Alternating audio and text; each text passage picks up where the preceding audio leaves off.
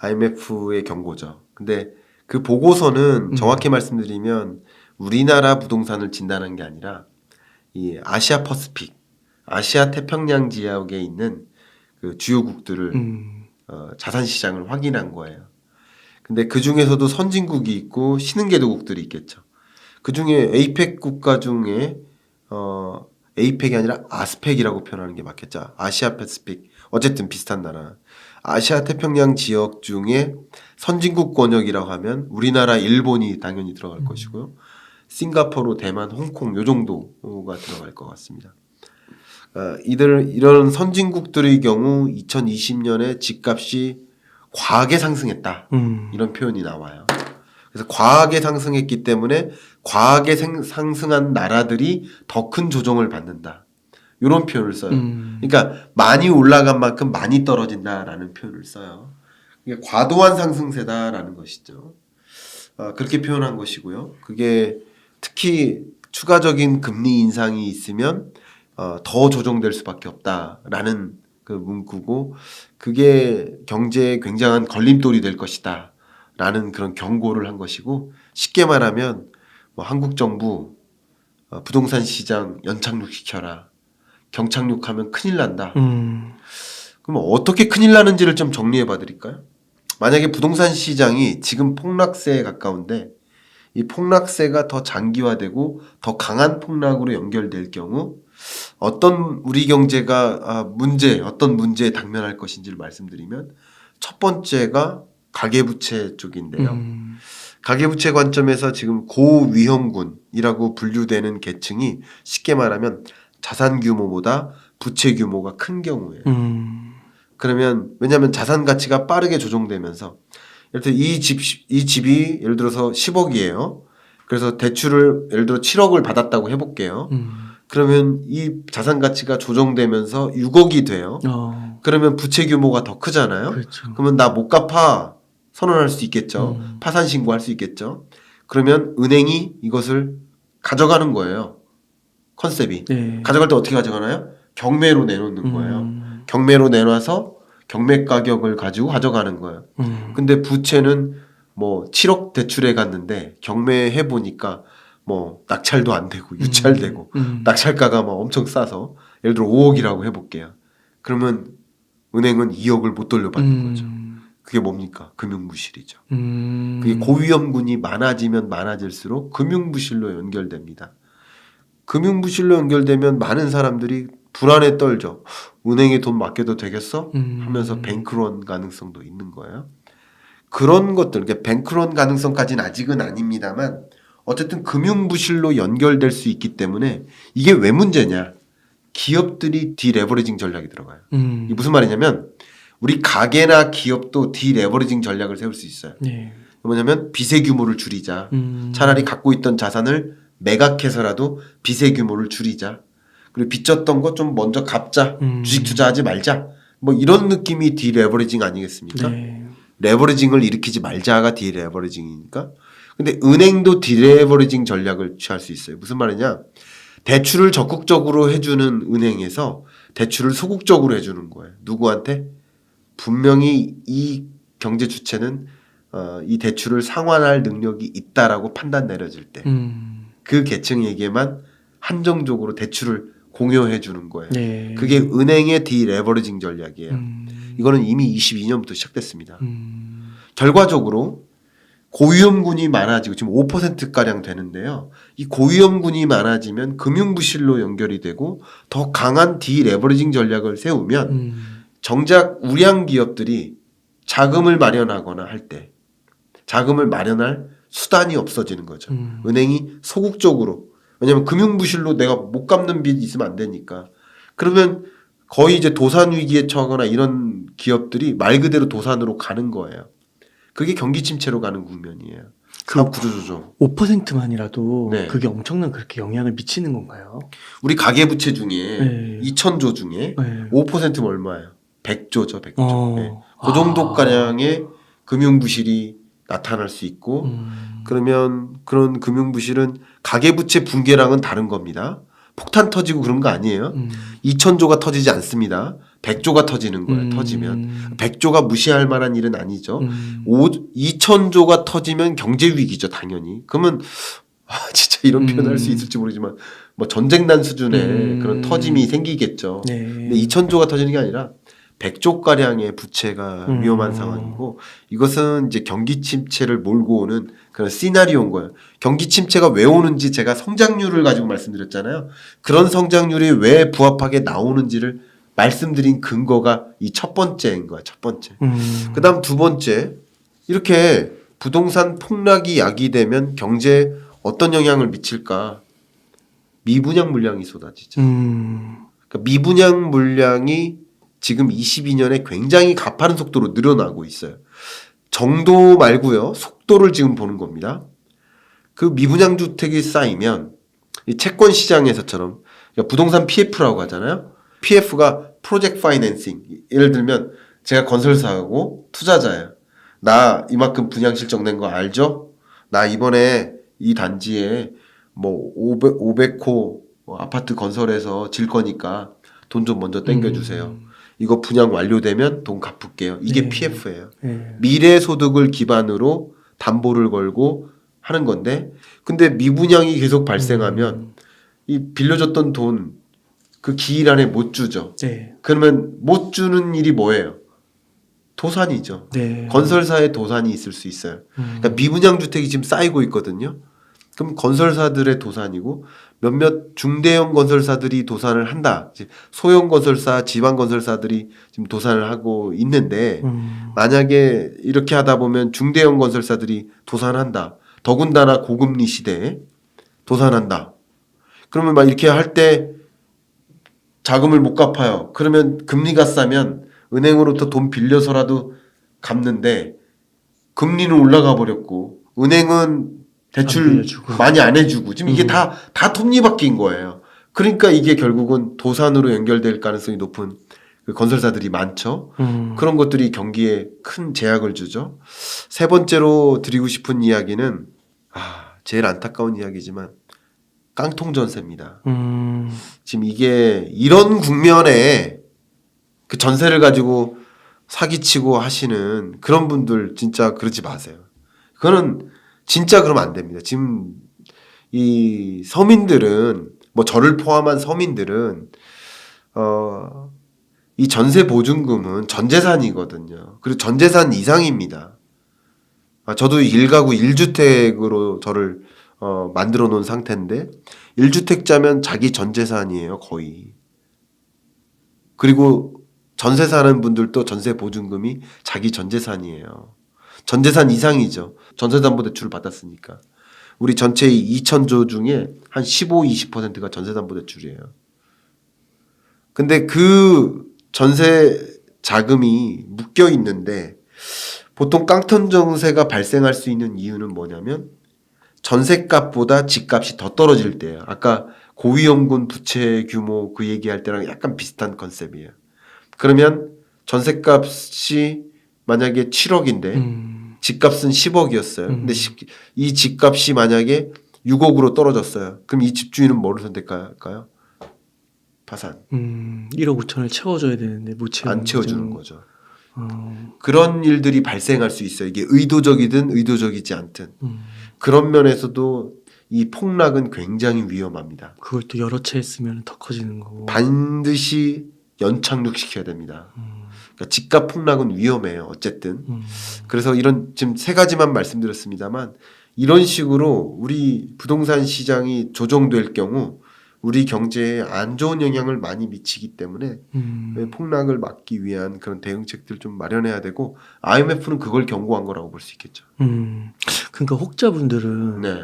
그 폭락 그게 약간 이제 경제 전체적인 측면에서는 어느 정도 수긍이 강이도 하지만 그 특별히 폭락을 바라는 분들은 아닌데 그 집값이 떨어지는 거를 왜 정부가 받아줘야 되냐. 그 사람들이 알아서 또 투자해가지고 상승기 때는 돈 그만큼 번 거 아니냐. 네. 또 이렇게 얘기하시기도 하잖아요. 네. 참. 그거는 그냥 저는 그렇습니다. 이 영상을 보시는 분들도 네. 우리나라 이제 주택 보급률 자체 그리고 자가 점유율이라는 것을 가지고 판단했을 때 거의 반 정도가 자가 점유시고 그리고 반 정도가 임차 가구세요. 자가에 점유하지 않는 분이세요. 그러면 자가 점유율이 맞다라고 가정했을 때, 그 통계가 맞다라고 가정했을 때 반은 집값 상승하는 게 좋은 거고요. 반은 집값 상승하는 게 싫은 거죠. 그러네요. 그러니까 누가 맞다 틀리다는 개념이 아닙니다. 그러네요. 반반이네요. 그래서 제가 생각하는 부동산 정책은 가격을 가지고 정부가 통제하지 말아줬으면 좋겠다라는 것이에요.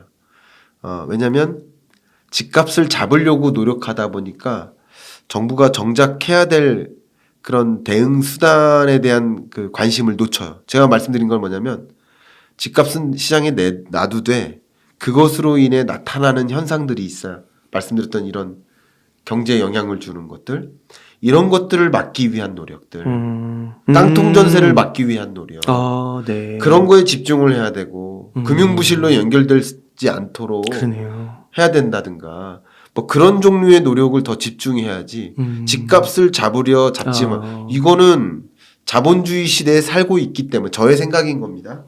자본주의 시대에 살고 있기 때문에 오르고 떨어지는 것은 시장에 맡기는 게 맞지 않을까 이런 생각을 갖고 있고 그래서 제가 언젠가 21년 전 방송가요? 그때 이런 문장을 넣은 적이 있어요.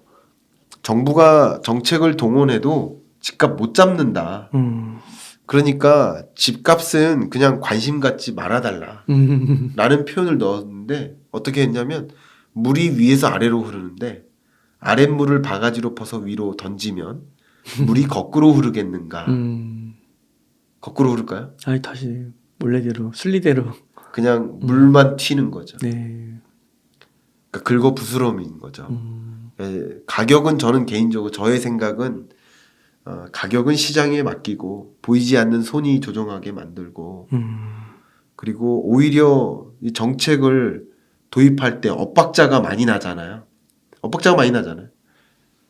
지금 결과적으로는 부동산 폭등기에 도입됐던 그 규제책들이 이 폭락기에 아직도 남아 있잖아요. 엇박자 아닙니까? 그죠? 그러니까 차라리 시장에 규제를 도입했다 뺐다 이러지 마시고 그건 놔두고 이런 부동산 시장의 상승기에 어떤 문제가 있고 불협화음이 있는지 누가 주거 불안에 시달릴 것인지 그런 것을 좀 타겟으로 해서 고민했으면 좋겠다라는 것이죠. 저의 생각은 좀 그렇습니다. 여러분이 관심 없는 주제일까 봐. 그러면 교수님께서는 이 부동산이 지금까지는 경착륙으로 볼 수가 있을까요? 흐름이? 지금 집값 하락률이 네. 월간 단위로 봤을 때 이 12월 기준으로 전국 평균 아파트 매매 가격 등락률 이 값이 마이너스 1.57%입니다. 월간으로 마이너스 1.57 이 정도면 거의 폭락에 가깝다 이렇게 생각이 되고요. 그리고 주간 단위로 보면 최근에 주간 단위로 전주보다 이번 주에 대략 마이너스 0.5% 이렇게 하락하고 있는 모습. 이런 것들은 이제 폭락에 가깝다. 저는 이렇게 생각이 되고요. 마이너스 0.1, 마이너스 0.2 요 정도면 그래도 이거는 뭐 정해놓은 그 정의가 없어요. 저의 감각인 것이고 여러분들도 동의하신다면 저의 감각을 사시는 것이고 여러분이 제 감각에 동의하지 않으시면 안 받아들이시면 되는 건데 저는 제 감각적으로는 마이너스 0.12 정도면 연착륙에 가까운데 마이너스 0.5 수준이다. 그러면 폭락에 가깝죠. 왜냐하면 이 상승률 하락률은 2020년의 상승률 그 기울기보다 더 가팔라요. 아 그래요? 네. 그 기울기가. 와. 기울기가 더 가파르다는 얘기는 그 기간만큼 조정이 된다면 2020년부터 더 빠진다는 21년 중반 정도까지 상승했잖아요.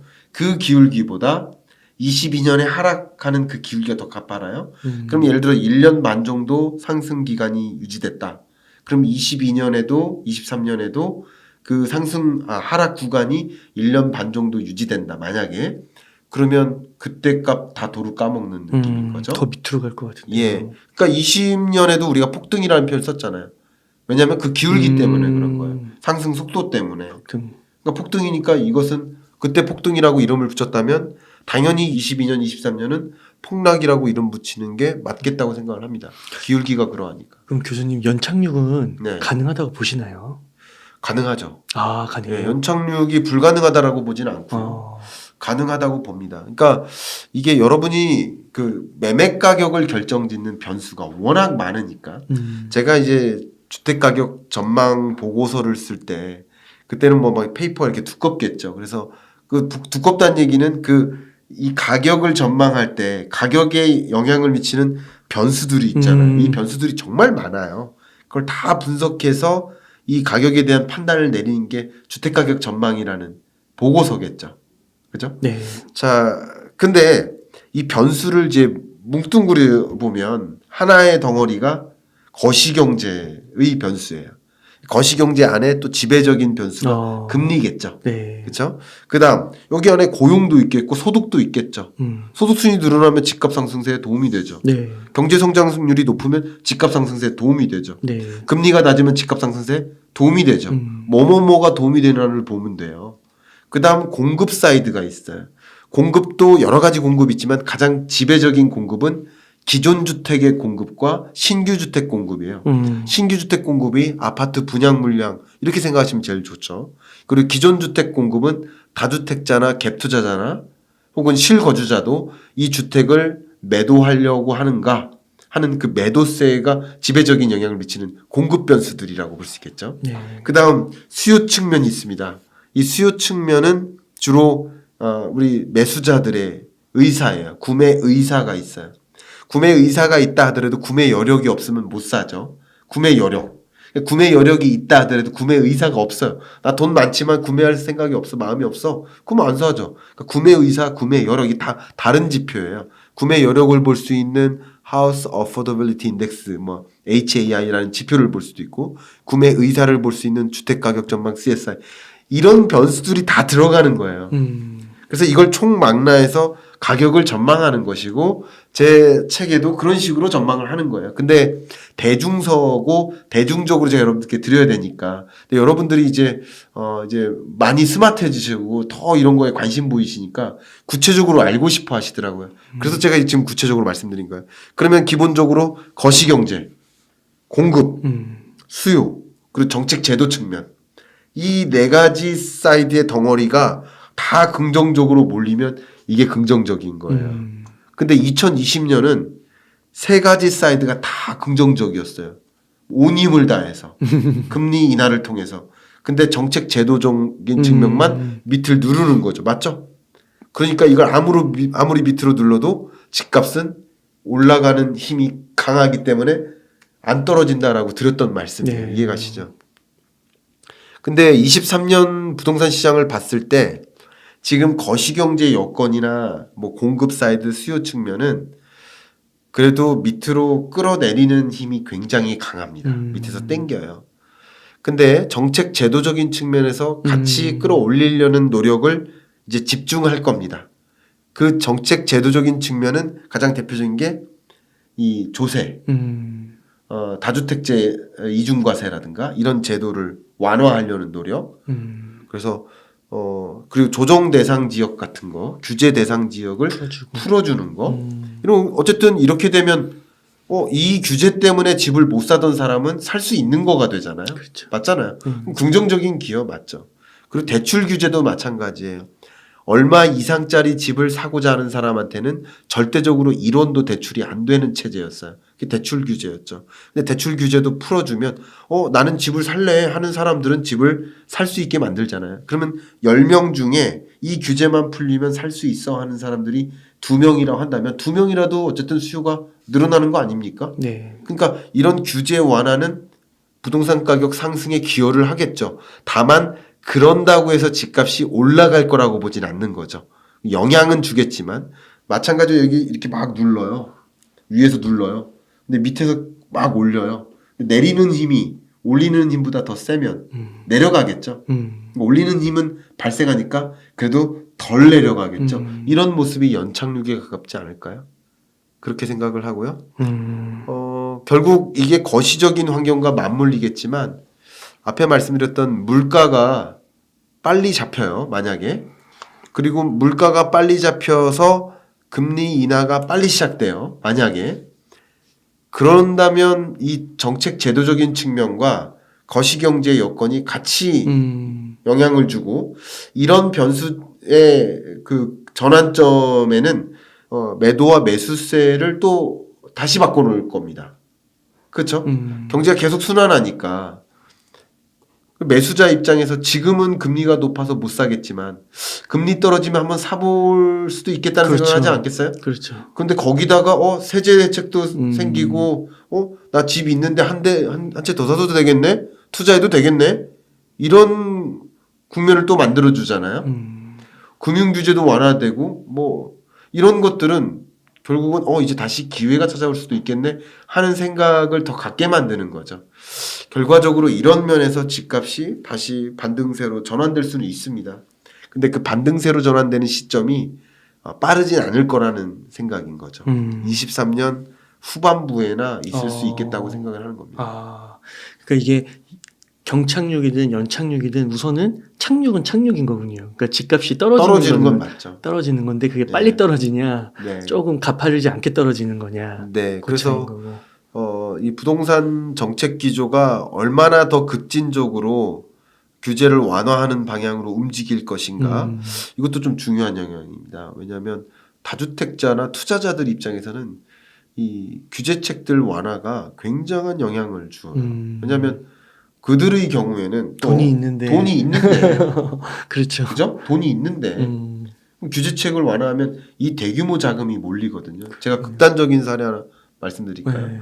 모 기업의 이제 오너셨는데 수소 회사를 운영하시는 분이었는데 이분이 매각을 하셨습니다.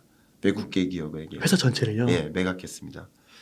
그래서 저한테 자기 집무실로 잠깐 초대를 하셔가지고 다른 일 때문에 갔는데 고민이 있다.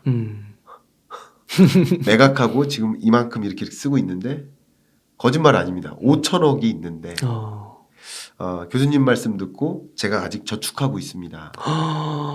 와, 이해 가시죠? 그러니까 여러분 10억, 20억짜리 돈이 10명, 20명 모여도 큰 돈이겠지만 또 우리가 상상할 수 없는 그런 거대 자금이 현금 장전으로 되어 있어요. 야, 그렇구나. 이런 게 다시 시중으로 쏠리기 시작하면 당연히 다른 모멘텀을 가져올 수 있어요. 그럼 그런 다른 모멘텀을 가져올 게 뭘까? 근데 제가 기본적인 전제는 오해하지 말아 주십시오. 집값은 23년 내내 하락할 것이다 라고 생각을 하고 있고요. 그 하락률은 23년 중반을 향해서 더 떨어질 것이다 라고 전제를 하고 있습니다. 그리고 하락률이 제로에 가깝게 올라가긴 하겠지만 여전히 마이너스다. 이렇게 그림을 그리고 있어요. 다만 앞에 말씀드렸던 나머지 조건들, 금리라는 조건, 그리고 세제나 금융규제나 이런 조건들이 다른 방향으로 전환을 빠른 식으로 시도될 때, 그리고 경기도 의외로 정말 23년 상저 하고로 급격히 경기도 또 반등해요, 만약에. 네. 이런 것들이 우리가 원하는 것 이상으로 다 좋은 방향으로 맞물리고, 예를 들어 코로나19도 종식이 되고, 전쟁도 멈추고, 러시아 경제 제재도 풀고, 막 이런 식으로 긍정적으로만 모든 게 작용될 경우, 모든 것이 빠른 속도로 제자리로 돌아갈 수 있어요. 네. 그런 것을 전혀 불가능하다고 볼 수 없거든요. 그런 시나리오가 있을 때는 아마 이런 종류의 예산이 대거 투입될 겁니다. 쌓여져 있던 현금이 많이 있습니다. 네. 그런 경우는 그쪽으로 몰리면서 또 특히 이런 그 현금성 자산은 규제에 매우 민감하거든요. 그런 기조를 좀 살펴보실 필요가 있지 않을까 생각합니다. 그래서 최소한 내 집 마련을 하려고 하시는 분들은 우선은 최소한 2023년 3반기까지는 네. 지켜보자. 지켜보시는 게 좋겠습니다. 그때까지. 그리고 그때 가서 말씀해 주시는 그런 경제의 다양한 요소들이 어떻게 네. 결합되고 네. 상호작용하는지를 지켜보다가 네. 매수 시점을 한번 다시 한번 예. 생각해 보자. 뭐 이렇게 적어도 저도 댓글창에 댓글을 달아주시니까 제가 답변을 드리면서도 너무 고통을 겪고 있다라고 호소하시는 댓글들을 보면서 제가 연끌하셔가지고 마지막에 들어가신 거예요. 그러면 제가 댓글을 달아드리거든요. 댓글로서 다 말씀 못 드리는 어떻게 그 그렇죠. 재정 상황을 음. 정말 몇 줄로 다 설명이 가능하겠습니까? 그래서 음. 이런 자리를 통해서 최대한 말씀드리려고 노력하는 건데 음. 기본적으로 우리 동네 뭐 집값이 이만큼 떨어졌는데 저 신혼부부입니다.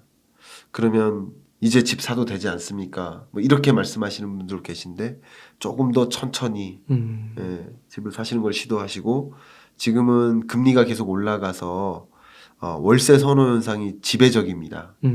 그러니까 전세난이에요 지금. 그 전세난이 제가 말씀드린 전세난이 전셋집이 없어서 난리 난 전세난이 역전세난이에요. 와. 세입자 구하기가 야, 1년 굉장히 만에 힘들어요. 이렇게 바뀌었구나. 또 바뀌었어요. 네. 제가 말씀드리지만 주간 단위의 집값 하락률이 마이너스 0.5%라고 했는데 전세 가격 하락률은 마이너스 0.7%입니다. 그러니까 전세 가격 하락률이 더 쓴 거예요? 더 세요. 그리고 전세 가격 상승률은 집값 상승률의 통상적으로 선행 변수로 봅니다. 이건 부동산 전문가들한테 다 물어보세요. 다 똑같이 얘기합니다. 전세 가격이 조정되면 후에 이어서 집값이 그러니까 다시 말하면 집값 하락률이 아직 더 떨어질 일이 남았다는 것을 또 반증해주는 지표라고 볼 수 있을 것 같아요. 그리고 전세 가격이 이렇게 조정되는 국면이니까 여러분들이 오히려 전셋집에 사시는 분들이라면 또 의사결정 좀 이따 말씀드리겠지만 만약에 신혼부부라고 하신다면 이럴 때일수록 잠시나마 월세를 사시는 것도 좋겠다. 네. 왜냐하면 그만큼 그 전세 보증금으로 들어갈 돈을 저축하는 것도 방법이거든요. 그러면 높은 금리를 또 우리 기회를 볼 수 있는 것이고 그리고 월세로만 나가니까 제가 왜 중요하냐면 정확한 매수 시점을 고르기가 좋아요. 여러분이 월세일 때 그리고 계약 기간도 짧게 할 수 있고 그래서 뭐 계약 기간을 못 맞추시면 뭐 중개 수수료를 물더라도 정확한 매수 시점을 보는 게 더 중요하다고 그렇죠. 생각하거든요. 비교가 안 되죠. 비교가 안 금액이. 되죠. 네. 월세 보증금 얼마 안 되잖아요. 또 그런 걸 생각해 보면 월세 보증금이라 있는 월세 중개 수수료는 상대적으로 좀 작잖아요. 그런 면에서 제가 여러분께는 신혼부부시라고 한다면 매수 시점을 좀 보실 때 좀 천천히 가져가기 위해서 월세를 추천드리고요. 전세 세입자 여러분들도 그런 질문을 자꾸 주시길래 전세 세입자 그 계약 기간이 2월로 종료되는데 어떻게 해야 될까요? 이렇게 하시는데 그럼 사야 될까요?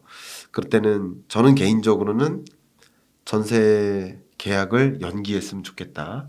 이렇게 의견을 드리고요. 연기할 때는 최대한 단기로 가능하다면 6개월 또 가능하다면 1년 이렇게 단기로 연장했으면 좋겠다.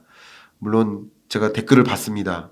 그 부동산 시장의 실제 상황을 모르셔서 하시는 말씀 아닙니까? 하시겠지만 지금 시장이 세입자가 강한 요구를 해도 받아들여질 만한 시장이에요. 그리고 집주인 입장에서도 그 세입자에게 기간을 연장해 주는 게 손해 날 일이 아니에요. 왜냐하면 전세금이 계속 떨어지는 구간이기 때문에 굳이 다른 세입자를 받을 때 더 떨어지고요. 그럼 추가적으로 중개 수수료도 발생하고요. 뭐 물론 도배 장판 뭐 이런 것들도 비용이 드니까 이 트랜잭션 코스트가 들어가요. 굳이 연장한다 그러면 연장을 받아주는 게 그 집주인 입장에서 유리해요. 지금 구간이. 왜냐하면 역전세는 아니니까 더 그래요. 그러니까 당연히 세입자가 만약에 연장해준다. 얼마만 좀 더 해주십시오라고 하면 받아들여질 가능성이 높다는 거죠. 그래서 그런 걸 전략적으로 우리 중개사, 공인중개사 와 상의도 하고 집주인과 또 우회적으로 상담을 해서 그런 식으로 좀 이끌면 어떨까 생각을 하고요. 그리고 통상적으로 좋은 집주인의 경우에는 계약일로부터 1, 2개월 전후로 얼마든지 이사 날짜를 정할 수가 있어요. 그런데 나쁜 집주인의 경우에는 그걸 용인해 주지 않아요. 그래서 계약할 때 명시적으로 1, 2개월 전후로 이사할 수 있다라는 것을 좀 이렇게 계약서에 명시하는 거면 더 좋을 수 있어요. 네, 아예 들어갈 때 예. 아니면 새로 갱신하거나. 왜냐면 전세 가격이 조정되는 구간이니까 여러분이 충분히 그 정도 요구사항 전세 가격 저기 안 빼드릴 테니까 그대로 유지할 테니까 이렇게 하면 더 좋아할 수도 있습니다. 그래서 어떻게 설득하느냐의 문제니까 여러분 세입자시라면 그런 식으로 해서 계약 기간을 좀 연장하시고요. 만약에 1년을 연장했다. 그러면은 23년 1월이 되잖아. 24년 1월이 되잖아. 종료일이. 그럼 그로부터 2개월 전이라고 한다면 전 충분히 유효하다고 생각이 되고요. 오히려 이 마이너스에서 플러스로 전환된다고 할 때 가장 아이디어란 것은 0의 지점에 사는 게 제일 좋죠. 증감률이 자 여기서 마이너스 증감률 이게 올라가죠. 지금은 여기 떨어지는 구간이에요. 그럼 그 저점까지 떨어졌다가 트러프라고 하죠. 이 저점. 이 지점을 지나서 이렇게 올라가겠죠. 이게 올라가는 게 아니라는 거죠. 여전히 마이너스죠. 여기서 플러스로 전환되는 이 0에서 사는 게 최고의 적기죠. 네. 근데 그 적기를 맞추기 위해 노력하셔라 라고 드리는 말씀이고요. 적기에 맞추기가 만약에 어렵다 하더라도 만약에 이렇게 전세 기간을 연장함으로써 조금 늦는 게 이른 것보다 낫다고 생각을 해요. 왜 그러냐면 고금리니까. 그죠? 네. 고금리니까 어쨌든 이자 상환 부담이라는 돈이 있고 이게 플러스로 전환돼도 강한 플러스는 아닐 수 있어요. 그렇기 때문에 조금 늦더라도 저는 전세 세입자로서는 기간을 연장해 가면서 단기로 연장하시는 게 더 유리하죠. 해서 매입 시점을 좀 잘 따져보시는 게 제가 항상 말씀드립니다. 마이너스에서 플러스로 전환되는 데는 상당한 기간이 걸린다고. 이게 모든 게 종 모양을 그려요. 올라갈 때도 마찬가지예요. 정확히 정규 분포는 아닐지라도 이게 찌그러진 분포일지라도 거의 정규 분포에 가까운 흐름을 다 보입니다. 그러니까 20년에 이렇게 급격히 상승률이 올라갔다가 또 이렇게 급격히 떨어지죠. 22년부터 급격히 떨어졌다가 이게 계속 떨어지고 있는 구간인데 또 0에 가깝게 올라가요. 이런 순환주기를 거칩니다. 근데 어쨌든 올랐다가 떨어질 때는 떨어지는 구간만큼 다시 보합에 가깝게 오거든요. 그러니까 아직 남았다는 것은 확실히 이야기할 수 있을 것 같아요. 갑자기 플러스로 전환되기 어려워요. 시장이라는 관점에도 생각해 보세요. 갑자기 어느 날 막 사자 이런 사람 없잖아요. 네. 그러니까 조금씩 누군가 공격적 투자자들이 먼저 살 거예요. 아니면 이런 정보를 못 받은 사람들이 집값 다 떨어졌으니까 사자. 그러니까 이런 계층들이 좀 더 집중되면서 보합에 가깝게 움직이는 거거든요. 그러니까 대세적으로 다 움직이는 데까지 시간이 좀 더 걸릴 수밖에 없습니다. 그런 것들을 좀 가늠하시면서 보시면 좋겠습니다. 네. 그러니까 보통 그 자산시장 투자할 때 주식시장은 선반영됐다고 하고 네. 부동산은 이제 그러니까 주식시장은 선행한다고 하고 네. 부동산은 약간 동행 내지 후행하신다고도 네. 이렇게 얘기를 하시더라고요. 네. 그러니까 부동산을 조금 더 지켜보고 들어가도 늦지 않다. 늦지 않습니다. 늦지 않다. 예, 늦지 않고요. 예, 말씀 잘하셨어요. 이제 우리가 재테크 자산 관리 한다라고 했을 때 자산 시장의 특징을 규명짓는 것도 굉장히 중요해요. 주식 시장은 어쨌든 선반영되고 선행한다라고 본다면 먼저 금리의 흐름, 경기의 흐름을 먼저 판단하고 함께 돈의 흐름에 맞춰서 움직여 나갈 필요성이 있다고 그런다면 이 부동산 시장 같은 경우는 오히려 후행할 가능성이 더 높기 때문에 조금 더 천천히 보시고 그리고 경기 침체 국면에서 부동산 침체가 예외적으로 벗어나긴 어려워요. 경기 침체 국면에서는 부동산도 같이 침체예요. 그게 같이 맞물려요. 그렇기 때문에 경기 침체가 바닥을 찍고 이제 회복 구간을 빨리 맞이할 수도 있으니까 그 구간에 후행적으로 부동산 경기가 살아날 수 있습니다. 그런 것들을 좀 감안해 본다면 조금 더 천천히 내 집 마련의 시점을 가정하시는 것이 좋지 않을까 의견드립니다. 교수님께서 정말 많은 기업들에 가셔서 강연도 하시고 네. 중요한 전략회의에도 참석을 하시잖아요. 네. 근데 그 가운데 내수 중심의 기업도 있고 네. 수출 중심의 기업도 있고 그러신가요? 그렇죠. 아, 근데 주로는 이제 내수 중심이냐 외수 중심이냐라고 보기보다는 네. 산업 섹터별로 구분을 하는 것 같아요. 이게 대부분 이제 대기업들은 내수, 외수 같이 가져가는 거죠. 예. 그러니까 섹터별로 좀 구분을 하는 경향이 강하고요. 주로 이제 제조업이냐, 서비스 기업이냐. 그리고 서비스 기업 중에서도 유통 서비스업이냐, 아니 금융 서비스업이냐. 그밖에 뭐 여행, 뭐 관광 이런 서비스업, 뭐 해운 서비스업 여러 가지 서비스업이 있겠죠. 그리고 제조업 섹터에서도 뭐 반도체나 뭐 가전, 컴퓨터 이런 IT 기기 제조 회사도 있고 자동차 회사도 있고 정말 다양한 제조 회사들이 식료품 제조 회사까지 다양한 제조 회사들이 있겠죠. 그렇게 섹터별로 이제 특징들이 있고 그 섹터별로 요구 사항들이 좀 있습니다. 그럼 그렇게 내수와 외수로 우선 구분을 해본다고 하면 그 다 나쁜가요 지금? 좀 어떤가요? 내외수 다 안 좋습니다. 다 안 좋아요. 예. 결국 이제 고물가와 고금리에 충격을 받는 해가 23년이고 23년 경기 침체는 소위 선진국들이 더 강하게 영향을 받을 겁니다. 오늘 아침에 IMF 총재께서 세계 국가의 3분의 1가량이 경기 침체에 직면할 것이다 라고 얘기했고 그리고 그 3분의 1가량은 선진국들입니다.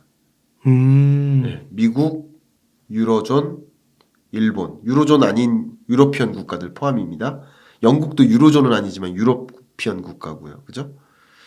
그 밖에 뭐 스웨덴, 스위스, 유로존 아니잖아요. 그래도 어쨌든 이런 국가들, 선진국들, 우리나라 포함해서 선진국들이 경기 침체 국면에 뚜렷하게 진입하는 것이고요.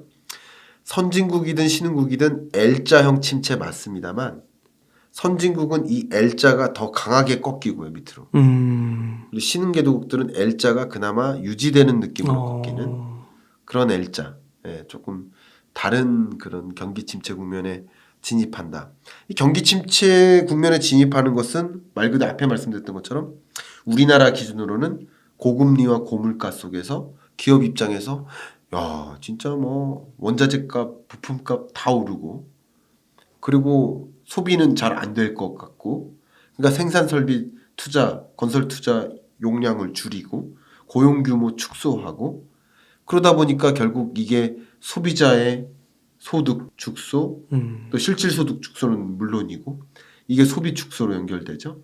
이게 내수잖아요. 투자와 소비. 근데 우리나라도 이런 것들을 당면했는데 세계 주요국들도 다 같은 국면에 진입할 거 아니에요. 맞죠? 선진국들이 우리나라보다 더 높은 금리를 채택한 미국, 우리나라보다 더 높은 금리를 채택한 영국, 스웨덴, 유로존 이들 국가는 더 높은 물가와 더 높은 금리를 당면한 거예요. 우리나라보다. 우리나라는 고작이라는 표현을 써도 어울릴지 모르겠지만 우리나라의 물가 상승률 고점이 6.3% 7월이에요. 미국은 9.1%예요. 그리고 영국, 유로존, 유럽 이런 나라들은 10%, 11%를 찍었어요. 그러니까 더 높은 물가를 만나요. 그러니까 더 강한 긴축 행보를 보였죠. 우리나라는 나쁜 말로 고작 빅스텝 2번 한 거잖아요. 이례적인 금리 인상은 2번. 근데 미국은 자이언트를 4번 했잖아요. 그리고 이어서 빅스텝 했잖아요. 그리고 유로존이나 이런 나라들도 자이언트 스텝하고 그랬잖아요. 그러니까 우리나라보다 더 강한 긴축 행보를 보였어요. 그러니까 높아진 물가와 높아진 금리에 역습을 받는 나라들이 이런 선진국들이고요. 이런 선진국들이 신규 투자를 축소시키고 기업들이 투자를 위축시키고 고용 위축 오고 소비 위축되고 그러니까 결국 각 국가의 내수 침체가 세계 글로벌 수요 둔화 다른 말로 수출 대외 거래 환경이 위축되는 거죠. 그러니까 우리나라 같이 대외 의존도가 높은 나라들은 내외수 동반 침체 이렇게 볼 수 있겠죠. 그럼 우리나라는 그 3분의 1 선진국 그쪽이 좀 더 가깝다고 봐요. 우리나라는 3분의 1 선진국입니다. 그렇군요. 네. 그러면은 지금 진짜 수출 그 실적이 많이 안 좋잖아요. 네. 그게 좀 어떻게 2023년 하반기로 갈수록 좀 나아질 거라고는 전망하시나요? 참 안타깝습니다만 네. 23년 우리 기획재정부의 전망 자체가 수출이 마이너스 증가율이에요.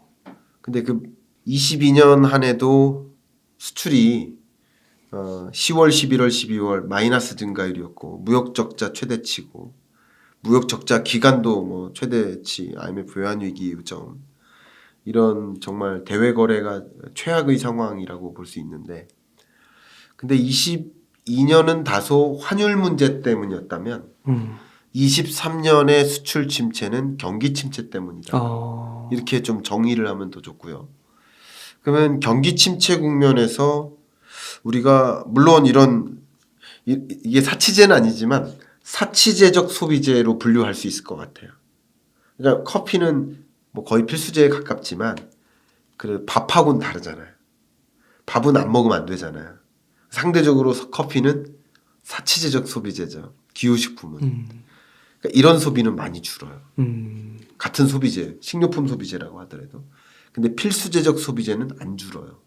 이거는 경기가 좋냐 나쁘냐에 영향을 받지 않아요. 그죠? 쌀 소비량은 계속 똑같다는 말이에요. 쉽게 말하면.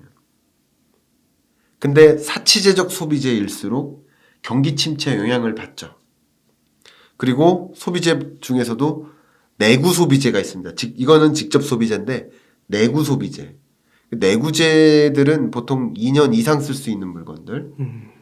그래서 뭐 가장 대표적으로 이제 가전제품, 스마트폰, 자동차 이런 게 대표적인 그 내구재인데 이 경기 침체 국면에는 확연히 줄어드는 게 내구재 소비예요. 반대로 경제가 호황이다. 경제가 호황이라는 얘기는 다른 말로 소비가 증가한다. 그럼 소비가 왜 증가할까요? 밥을 더 많이 먹을까요? 내구재 소비가 늘어선 거예요. 쉽게 말하면. 그죠? 네, 사치제에 가까운. 그렇죠. 네. 이게 소비재도 사치제적 소비재와 필수적 소비재가 있고 내구재가 있고 직접 소비재가 있는 거예요. 그러니까 식료품은 직접 소비재, 이거는 간접 소비재 혹은 장기적으로 소비하는. 그러니까 경기가 호황일 때 고용이 증가하죠. 그럼 되면서 자동차 뽑는 거예요. 실제 소득이 발생하기 전에도. 맞죠? 맞네요. 그러니까 호황일 때 그래요. 그리고 경기가 호황이다라고 느낄 때 가전제품 수요가 폭발해요. 21년에 그랬어요. 호황이라고 느끼니까. 펜트업 디맨드죠. 가전제품, 스마트폰 수요가 막 늘어요. 그랬다가 22년 말에 애플이 아이폰 14 증산 계획을 철회하죠. 왜? 경기 침체 올 거라고 생각해요. 이번에 오늘 뉴스 보니까 가격도 인하한다고 그러더라고요. 가격도 떨어뜨리고요. 더군다나 뭐 그뿐만 아니라 뭐 전기차라든가 각종 자동차 기업, 뭐 반도체 기업 다 생산 설비 용량 줄인다 다 이러잖아요. 그게 경기 침체인 거예요. 경기 침체의 단면들이에요.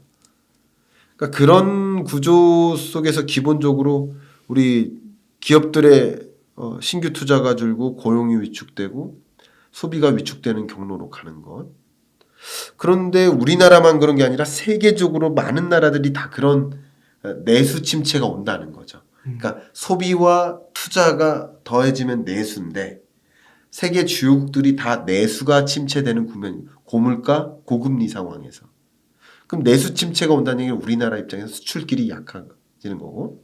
근데 그 수출 의존도가 높은 우리나라로서는 경기 침체일 때 더 취약하다. 왜냐하면 우리나라의 그 수출 구조가 뭐 1위가 반도체잖아요. 이제 상식화됐는데 반도체가 전체 수출에서 20%를 차지하고 그 밖에 자동차나 자동차 부품이나 석유화학, 석유 제품, 선박, 조선 선박이죠. 철강, 그리고 디스플레이, 가전제품, 모바일폰, 컴퓨터 뭐 이런 것들입니다. 이게 우리나라의 주력 수출 품목들이에요. 요거 다 제가 지금 말씀드렸던 걸 포함해서 15대 주력 수출 품목을 합하면 전체 우리나라 수출 규모의 80% 차지합니다. 근데 지금 말씀드렸던 이 품목들이 다 기업들의 생산 설비 용량이 줄면 이것도 줄어요. 수요가. 반도체 수요 줄어요. 당연히 조선 선박 수요 줄어요. 철강 제품 수요 줄어요. 건설 투자 위축되면 철강 수요 줄어요. 자동차 수요 위축되면 철강 수요도 줄어요. 내구재죠. 아까 자동차 부품도 그 과죠. 스마트폰, 가전제품, 디스플레이, 내구재죠. 네. 그러니까 결과적으로 기업의 설비 투자가 줄고 가계의 소비가 줄면 더 크게 주는 게 뭐예요? 우리나라의 주력 수출 품목들이에요. 다만 이런 수출 구조를 비판하는 것은 아닙니다. 이 수출 구조가 잘못됐다는 뜻은 아니에요. 왜냐하면 이 품목들이 호황기에는 더 큰 호황을 가져다 주는 거예요. 그죠? 그러니까 수출 구조가 잘못됐다는 것이 아니라 이런 수출 구조를 갖고 있기 때문에 글로벌 경기 침체 구간에 더 취약할 수는 있겠다. 이렇게 말씀드리는 거예요. 네. 그러니까 23년 수출이 안 좋은 이유는 글로벌 경기 침체 구간에서 더 크게 산업이 위축되는 그런 영역들이 있는데 그런 영역이 이런 각종 생산재, 자본재, 중간재 혹은 내구 소비재 이런 것들이니까. 근데 우리나라는 그런 걸 수출하는 나라죠. 전체 수출 규모에서 소비재가 15%밖에 안 됩니다. 근데 이 15% 소비재 중에 자동차와 스마트폰이 들어가요. 내구 소비재인 거예요. 그것마저도. 가전도 들어가요. 거의 절대적인 비중이 우리는 이런 경기에 민감한 이런 영역의 수출이 있기 때문에 23년 수출이 그렇게 호락호락할 수가 없겠다. 이렇게 의견 드립니다. 이 경기 침체의 그늘이 거치지 않는 이상 수출도 빨리 회복되기는 쉽지 않다. 쉽지 않죠. 그렇군요. 네. 그 환율이 네. 그래도 1,400원에서 좀 1,200원대까지 빠르게 좀 내려오면서 네. 그 수입 항목 쪽에서는 좀 네. 적자폭을 줄여가지고요. 네. 수출이 좀 개선되는 네. 그 경상수지 쪽이 네. 그런 효과는 좀 없을까요? 그러니까 무역 수지 개선, 경상 수지 개선에는 도움이 됩니다. 네. 그러나 수출 침체 그 자체에 영향을 주진 않는다는 거죠. 그런 거군요. 예.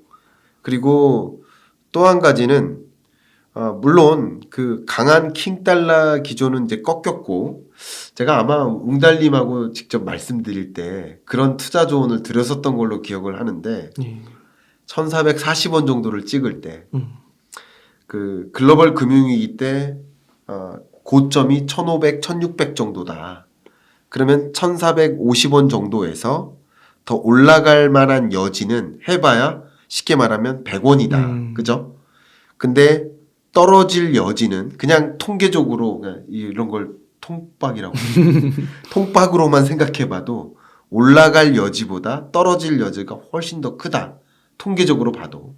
그렇기 때문에 달러 인덱스에 투자하는 게 좋겠다. 맞아요. 라고 아마 제가 10월에 말씀드렸었던 것 같아요. 달러 인버스. 네, 달러 인버스 투자를 제가 추천드렸었던 것 같아요.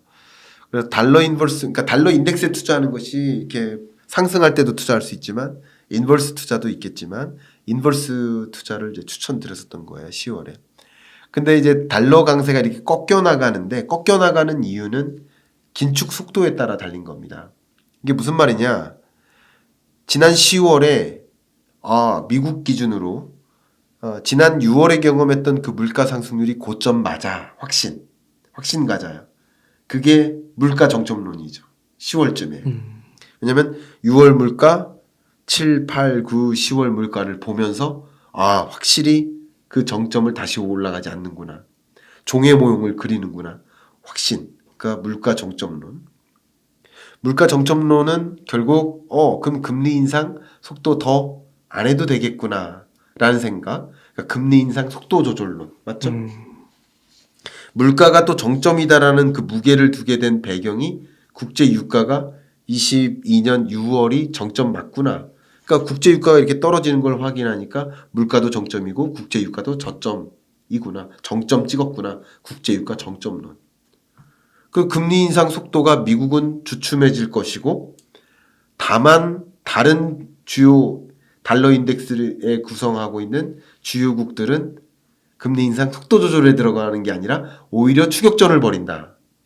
왜냐하면 영국 유로존이 가장 대표적이지만 더 높은 물가를 뒤늦게 경험하고 10월 물가 이런 걸 경험하고 깜짝 놀라서 추격전을 벌이듯이 자이언트 스텝하는 거예요. 미국은 속도 조절 들어가는데 그러니까 결국 미국과 다른 주요국 간의 통화 가치의 격차가 좁혀지니까 환율이 떨어지는 거죠.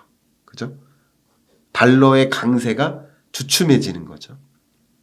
그러니까 이게 환율 정점론인 거고 그러니까 그 구간에 주가가 저점을 형성하는 것이다 라고 말씀 다 드렸죠. 네. 그러니까 재밌게도 이게 경제현상이라는 게 각종 거시경제 변수들이 지금 5가지 변수를 말씀드렸어요.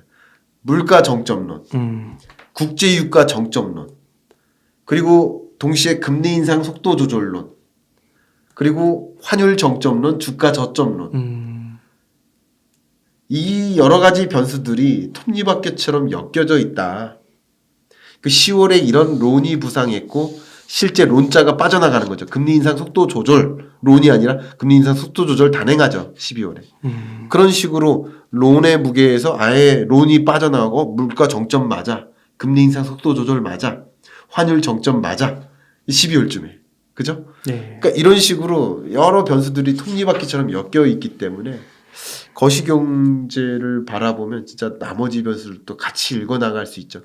그런 면에서 제가 금리의 정점이 23년 2분기니까 그로부터 한 6개월 정도 1, 2분기니까 그로부터 6개월 정도 선행해서 2022년 10월이 저점일 거라고 제가 말씀드렸었지만 그뿐 아니라 나머지 4가지 변수들도 주가의 저점을 지지해 준다. 네, 그렇게 말씀드립니다. 네. 그렇게 해서 볼 때 주식 투자의 관점에서 봤을 때는 2020년 4분기가 그 지수로서의 바닥.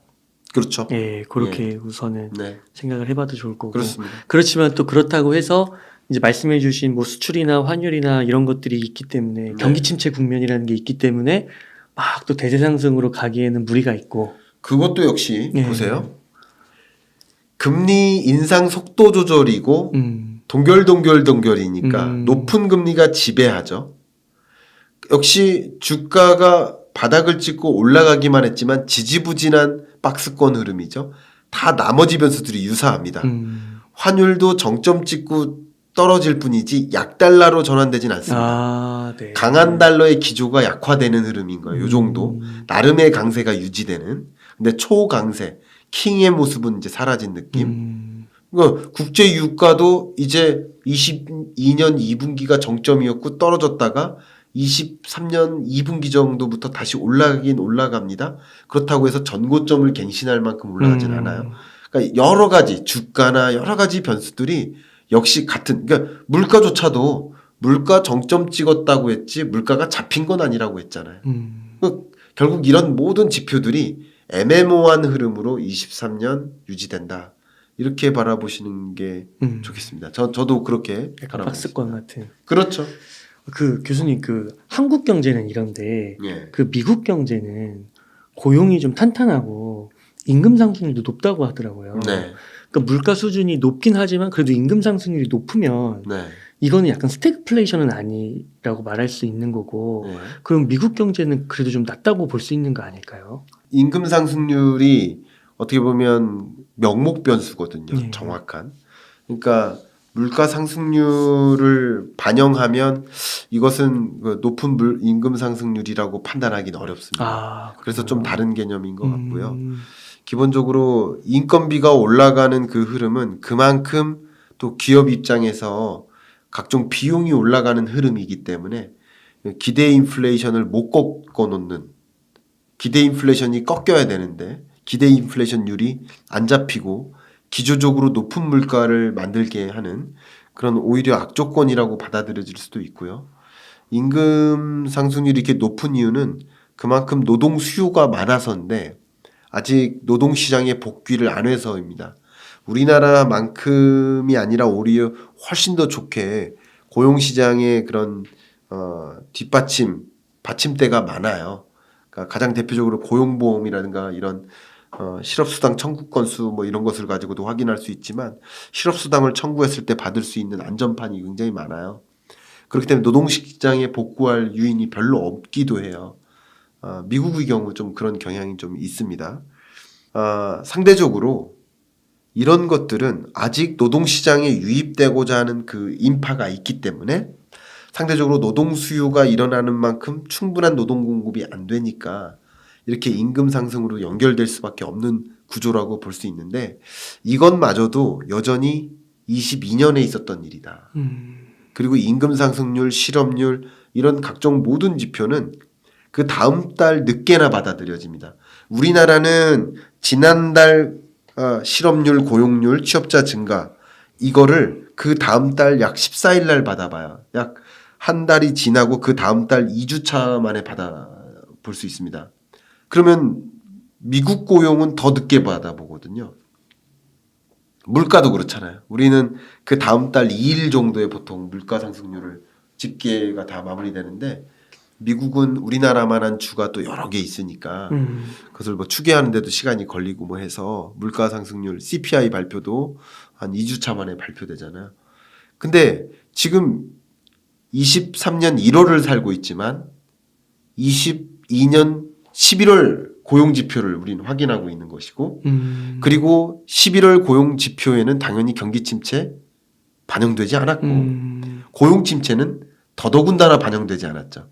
경기 침체가 오고 나면 고용 침체가 약 2달, 3달 후에 찾아오기 때문에 2달, 3달 후에 찾아온 고용 침체가 성적표로 나타난 그런 건 또 한 달 지나서고 그걸 우리가 마주할 시점은 아직 한참 남은 거죠. 그래서 여러분께 말씀드린 것은 고용 침체는 아직 안 온 거지 고용이 아직 탄탄하다. 그러니까 뭐 금리 인상 계속하는 거다. 그렇게 판단하기는 좀 어렵지 않을까 생각합니다. 아, 네. 아, 네. 교수님 이렇게 새해에 또 귀한 인사이트 나눠주셔가지고 많은 시청자님들께서 도움 많이 받고 아마 마음의 준비 그리고 실제적으로 그런 가계, 자산 이런 것들 많이 생각해 보시지 않았을까 싶고요. 정말 큰 도움 됐을 것 같습니다. 네. 끝으로 시청자님들께 좀 강조하고 싶으신 말씀 있다면 좀 부탁드릴게요. 제가 뭐 이렇게 유튜브나 방송에 나와서 드렸던 그 말씀 중에 가장 좀 밑바닥에 있는 그 이론적인 이야기까지 좀 충실하게 나름 해드릴 수 있었던 기회였던 것 같아요. 네. 그런데 갈수록 여러분들이 미국 물가에 관심 보이시고 미국 근원 물가에 관심 있으시고 CPI, PC도 구분해 가면서 물가 상승률에 관심 있을 만큼 그만큼 이제 스마트해지시고 경제에 대한 관심도가 깊어졌기 때문에 이제 이렇게 조금 더 디테일하게까지 말씀드릴 만한 시점이 온 게 아닌가 그런 생각이 들고 그런 관점에서 여러분이 23년에는 정말 경제 공부 많이 하시고요. 거시경제가 이렇게 흘러가는구나 라는 것을 한번 정리해 보는 시간을 충분히 가지시면 어떨까 그렇게 의견을 드리고 제 영상뿐만 아니라 훌륭한 많은 이 전문가분들이 우리 웅달 책방에도 많이 출연하시겠지만 그분들이 말씀하시는 그 결론을 그대로 바잉하지 마시고요.